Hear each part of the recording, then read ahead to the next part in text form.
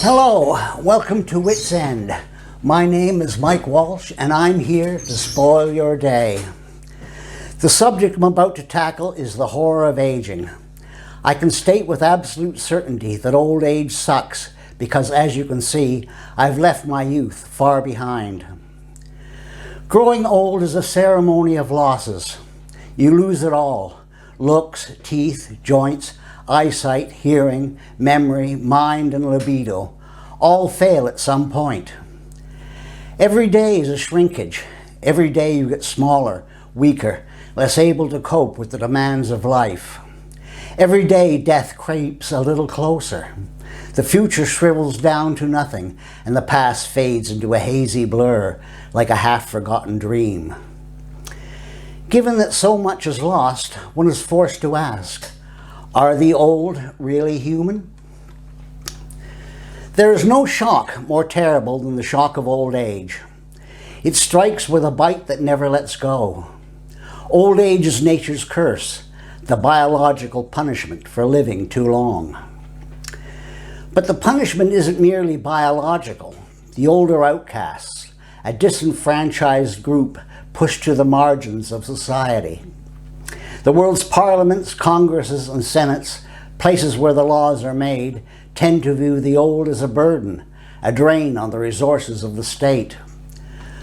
No doubt all politicians wish these needy, useless pensioners would pull the plug, get it over with, and die.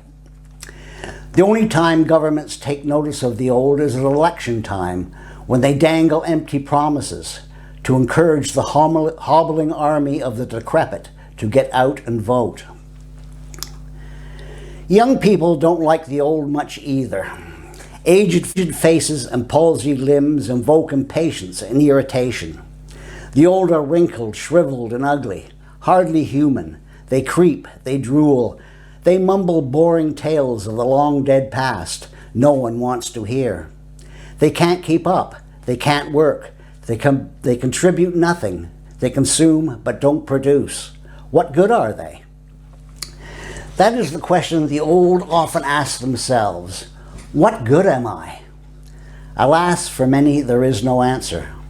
All they know is what they are supposed to be, what society wants them to be, silent and unseen, tucked away in their lonely rooms, gathering dust in absolute serenity. If the old person should exhibit passion, jealousy, or sexual desire, he or she is looked upon with loathing and disgust. The old are not supposed to feel such things. They are required to be virtuous, wise, and above all placid. Society likes to believe the old have sailed into a calm harbor beyond all fleshy concerns. If they should fall below the expected standard of virtue, they become ludicrous, a disgrace, a laughingstock for children, and an embarrassment to their relatives. It matters little if the old person chooses virtue or vice. Either way, he's a creature of no importance, a waste product, an outcast. Society has no scruple in denying the old the support necessary to live like human beings. Young adults live as if they will never grow old. Old age is unthinkable. It can't happen. Not to me, they cry. It's too far in the future to worry about. So remote in time it merges with eternity, making it unreal. The young can't imagine that the strong, swift, healthy body they now occupy is in the grip of the slow, destructive metamorphoses that will whiten their hair, pull their teeth, slow their walk, unsettle their balance, impair their hearing, dim their sight, fragment their memory, dull their mind, destroy their beauty, and confine them to that lonely room to molder in dusty serenity. The young fail to understand that the treatment dished out to the old today will be allotted to them tomorrow. A story by Grimm cleverly illustrates this truth. A middle-aged peasant has banished his annoying old father from the dinner table, away from the rest of the family. The old man is forced to eat like a farmyard animal from a trough. One day the peasant finds his own son nailing some boards together. He asks the boy what he is doing. The boy tells me he is building a trough. It's for you, the child says, when you are old. The grandfather is immediately given back his place at the family table. If only things worked out so well in real life. Nomadic societies are forced by necessity to kill the old or leave them behind to starve and die. These nomadic people have no room for the lame and the infirm, yet they are kinder than some of our Western democracies have no room for the unproductive. The old aren't killed or left to die, at least not yet.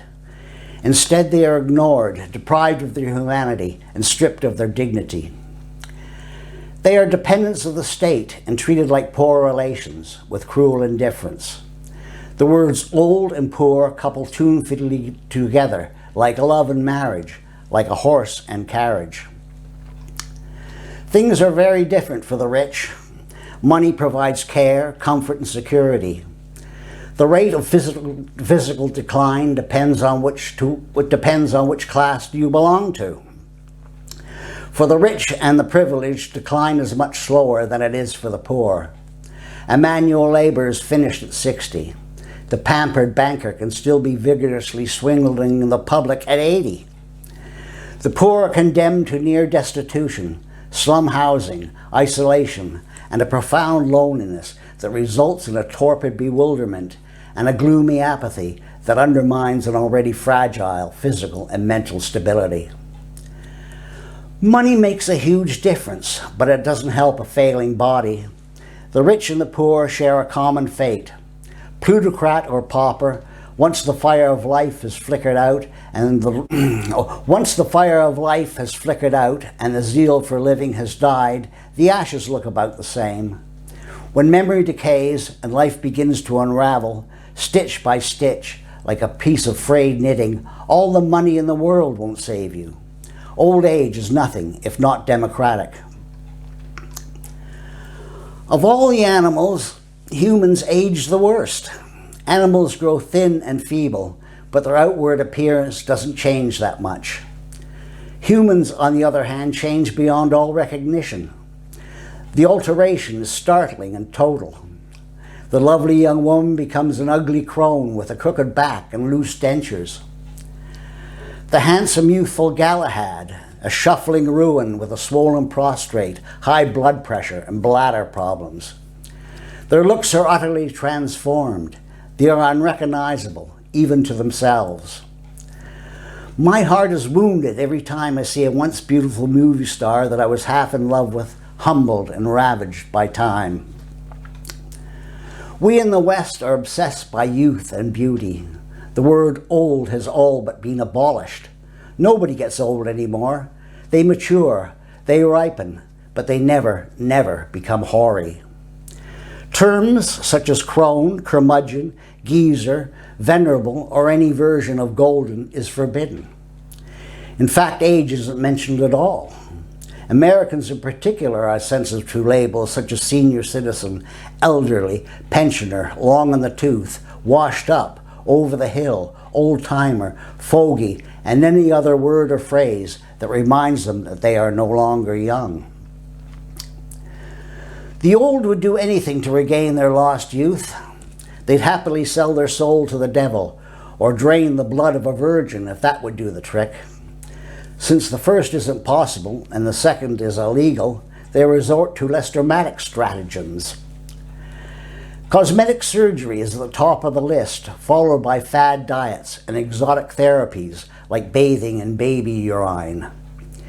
They emerge from the operating room with a weird mask-like look, a cartoon caricature of themselves that fools no one. The fad diets leave them looking stringy and malnourished. The urine baths fill the air with a strong aroma of piss, but don't do a thing for the sags and the wrinkles. None of it works. Once the sweet bird of youth has flown, it will never return. The hunt for the fountain of youth has moved on a bit since Ponce de Leon combed the jungles of Florida in a vain attempt to find it. The search has now retired to the laboratory, where science is busy delving into the mystery of aging. Quite possibly, science might find a way of slowing the process down and prolonging life to a remarkable age. Is it really a good thing? It would certainly cause a great social upheaval. Children would begin murdering their parents, impatient of having to wait another 100 years for their inheritance. Such a delay of death would rock civilization to its foundations. Personally, I don't think Mother Nature will take this meddling lying down. She will strike back, as she did with the superbugs that defy antibiotics. She will invent fiendish new diseases to confound the medical profession and torture the beneficiaries of this extended lifespan.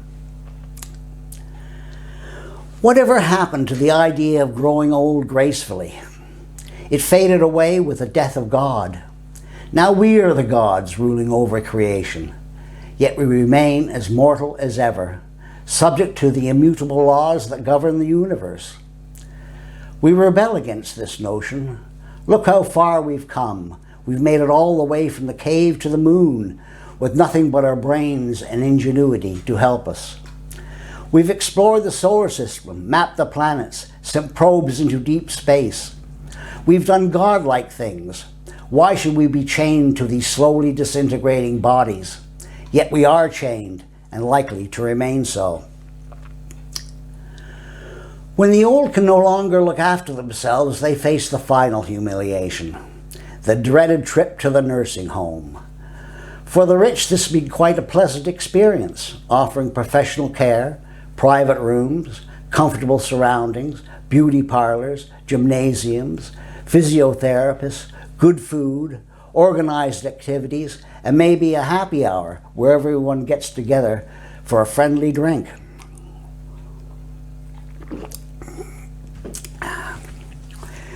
The poor can expect a very different set of circumstances. They are likely to end up in a seedy, substandard facility staffed by poorly trained care workers on a minimum wage. A high percentage of these people will be young, dangerously stupid, and unsympathetic to the plight of their patients. They will be slow to respond. They will feed you roughly, shoving the cheap, tasteless food down your throat as quickly as possible to get the whole disgusting business over with. They will forget to wipe your ass.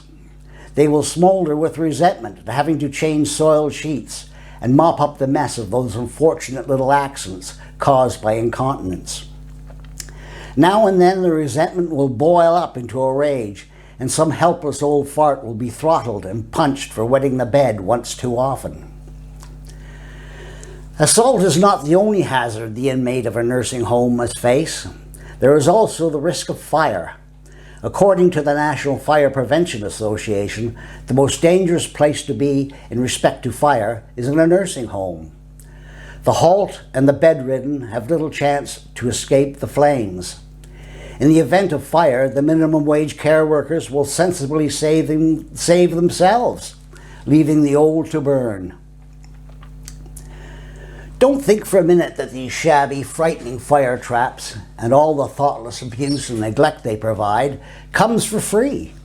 It doesn't. Nursing homes aren't charitable organizations. They exist to make a profit.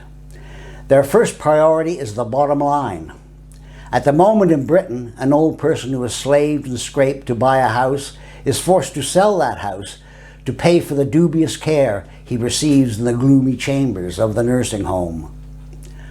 Only when all the money is gone will the government grudgingly step in to help the old who have been paying taxes all their working lives. It's a great scandal. Government after government has promised to look into it, but nothing is ever done. Are the old really human? They are, but they aren't treated as such. At best, they are looked upon as a nuisance.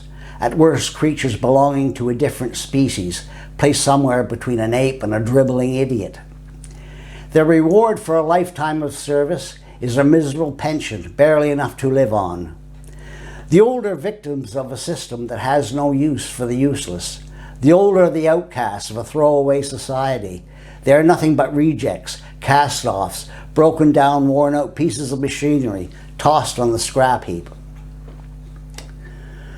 What can the old do about this festering injustice? Very little. They have no power, no influence, no inspiring leader to take up their cause. They have no voice. They are alone and helpless, at the mercy of forces over which they have no control. The old are in a pitiful situation, feeble, needy, dependent on others for help. They beg with their eyes. They must rely on kindness to survive. The old might be powerless, but they do have a choice, a Shakespearean choice, to be or not to be. They can wait stoically, enduring the boredom, suffering, and all the indignities and pain that comes with crumbling bodies. They can dream about the past and try not to think about the grim future that awaits them just around the corner. To be invites anguish. Not to be embraces peace. When the black Gothic door of the nursing home looms open before me and the threatening hand of the care worker beckons, I know what my choice will be. Are the old really human? You tell me. Ladies and gentlemen of the jury, the verdict is yours. Thank you for watching. Please subscribe and click on the link to my website in the description below. Until the next time, stay frosty, stay skeptical, and never walk past an old folks' home without first shoving a cork up your arse.